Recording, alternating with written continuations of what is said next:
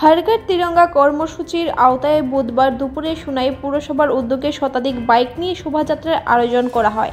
শোভাযাত্রাটি সোনাই শহরের বিভিন্ন ওয়ার্ড প্রদক্ষিণ করে আবার পুরসভায় গিয়ে শেষ হয়।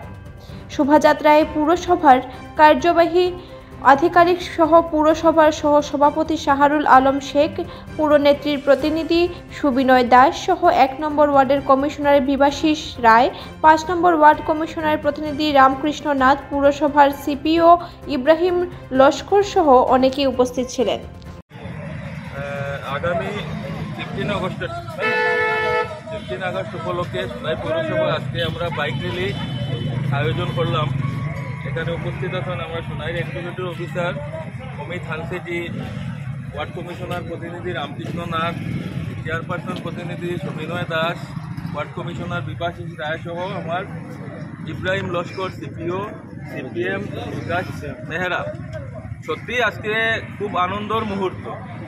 বিগত প্রায় 2 বছর থেকে আমরা বাইক র্যালির আয়োজন করছি সোনাই পৌরসভা, এবং একটা কথা বলতে উৎসাহ লাগে, যদিও 1947 ইংরেজিতে আমরা স্বাধীন হয়েছি, কিন্তু 2014 আগে এই স্বাধীনতা উপলব্ধি করতে মানুষের মধ্যে অত উৎসাহ ছিল না, যেটা আমরা উপলব্ধি করতে পেরেছি।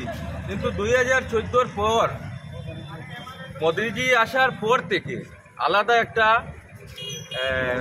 পরিবেশ সৃষ্টি হয়েছে, আনন্দের মুহূর্ত সৃষ্টি হয়েছে, যেটা বিগত আমরা 3 বছর থেকে বিশেষ করে পৌরসভার মাধ্যমে উপলব্ধ করতে পারছি।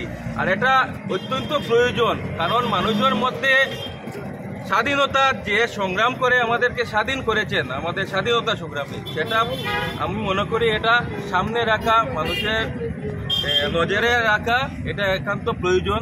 আর আমি আশাবাদী আজকে বাইক র্যালির মাধ্যমে এটা আমরা করতে পারছি। এর জন্য আজকে সবাইকে ধন্যবাদ জানিয়ে আমার বক্তব্য শেষ করছি। আসসালামু আলাইকুম, নমস্কার।